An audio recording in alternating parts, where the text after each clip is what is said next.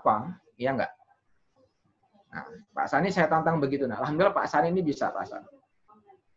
Dia ngerti di CT-nya karena ini terus dia mapping, ya. Terus dia bandingkan problem apa, penulisnya siapa, masalahnya apa. Kalau dari intersample decorrelation tergantung domainnya ya Bapak Ibu ya. Lalu interbit decorrelation, interchannel, entropi dan sebagainya dia definisikan sesuai dengan kebutuhan open problem yang ada. Lalu cari posisinya di mana. Sampai situ nggak Bapak Ibu? Kalau menulis. Ya, itu harus tuh, ya. Kalau enggak nanti akan ini. Nah, akhirnya ditulis, akhirnya Pak Sani berani mengambil kesimpulan. Ya, ini kesimpulannya, ini harusnya pakai PPT nih. Kesimpulannya adalah dia memilih kompresi 3 dimensi menggunakan SPIHT. SPIHT itu seperti apa ya? Algoritma kompresi yang di JPEG, tapi dia versi untuk sinyal processing-nya. Lalu dia buat interkoneksi bit matematiknya agak digeser sedikit, terus dari sisi pemrograman akhirnya dia bisa masuk ke jurnal bagus, lulus S3. Itu namanya S3 Bapak Ibu. Itu namanya doktoral. Ada namanya kontribusi, ada namanya originality. Kontribusinya apa? Kontribusinya Pak Sani adalah menemukan suatu algoritma yang bisa mengkompresi lebih dari yang lainnya dari sisi performance-nya. Itu namanya kontribusi nilai tambah. Originality-nya apa? Originality belum ada orang yang melakukan interbit correlation, inter dan antar bit correlation dengan channel di wavelet. Novelty-nya apa? Pak Sani bisa mendefinisikan step by step algoritmanya berbentuk matematik dan algoritma. Sehingga pas nulis paper dia diterima di konferensi yang top dan jurnalnya lumayan top. Sayangnya Pak Sani waktu itu ya karena harus lulus di dalam 3 tahun 4 tahun dia tidak mencoba untuk jurnal yang top banget. Nah, tahun ini saya ada mahasiswa bisa tembus kedua jurnal Q1 Bapak Ibu. Ya, karena bisa seperti dan dia akan sanggup insya Allah 2 lagi masuk ke Q1. Ya, karena tadi dia cukup kuat menjalani seperti ini. Ya, sehingga nanti Bapak Ibu sudah punya modal nih. Apa yang mau ditulis, apa yang mau diekspresikan dalam tulisannya.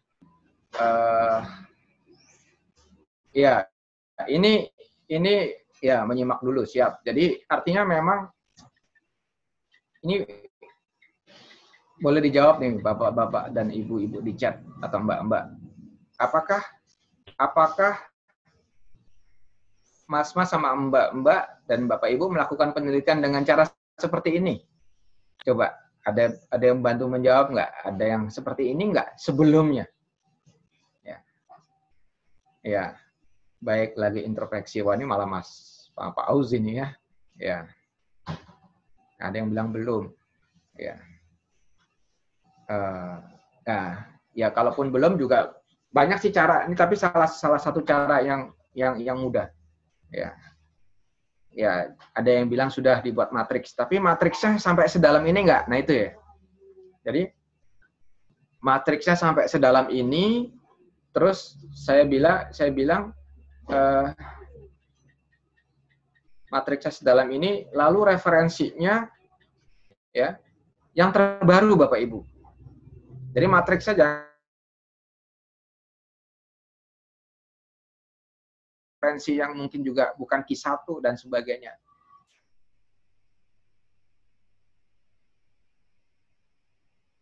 Juga bagaimana cara mempelajari jurnal supaya mudah.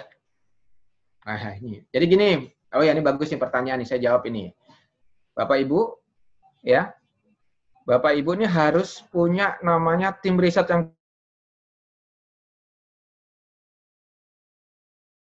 tanggung jawab. Ya. Kebetulan saya kan koordinator, saya juga punya.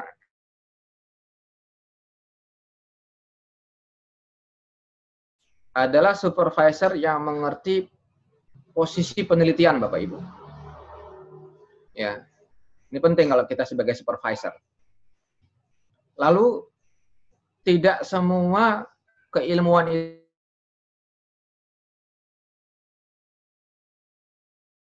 nggak mungkin kita ngerti semua.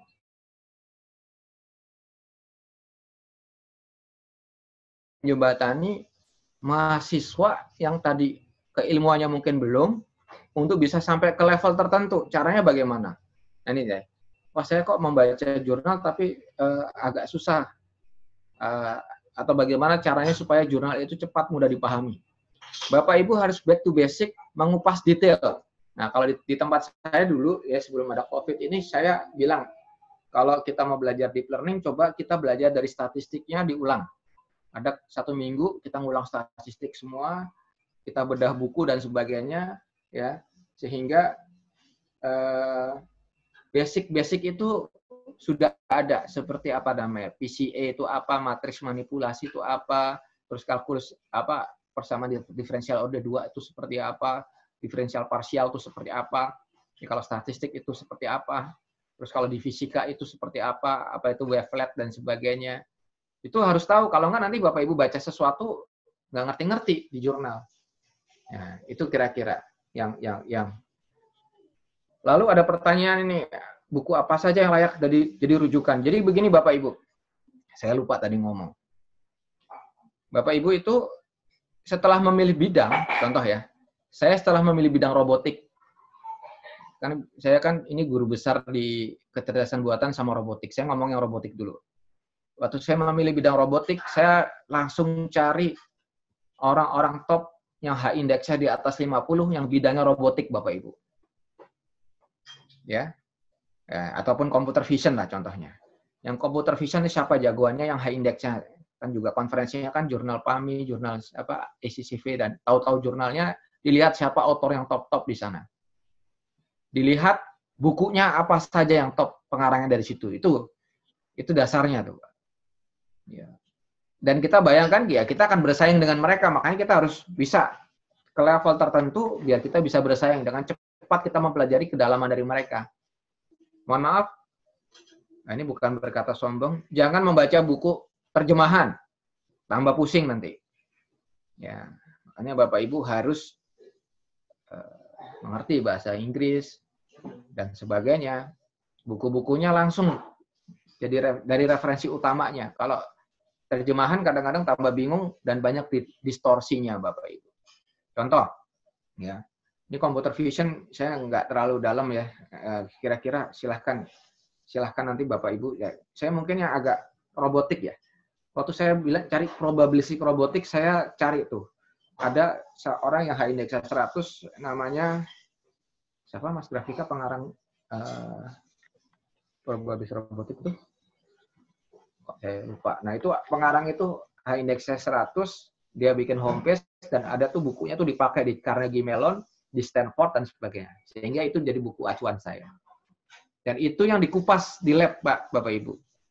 Bahkan buku itu, saya sengaja waktu kuliah robotika, saya kupas habis itu, Pak. Sehingga saya belajar probabilistik, belajar apa dan sebagainya. Karena probabilistik robotik. Kurang lebih seperti itu, Pak. Ya, dan seterusnya. Ya. Nah, ini contoh seperti Sebastian Thrun. Nah, ya Sebastian Thrun itu papernya apa dan sebagainya. Jadi sampai tahu begitu Bapak Ibu. Nah, ini terus ada juga nih contohnya kalau penelitiannya itu tertutup teknologi militer. Saya juga sama militer, Pak. Ya, tapi nggak semuanya tertutup. Sekarang tidak ada yang tertutup, Pak. Jurnal militer, misil dan sebagainya.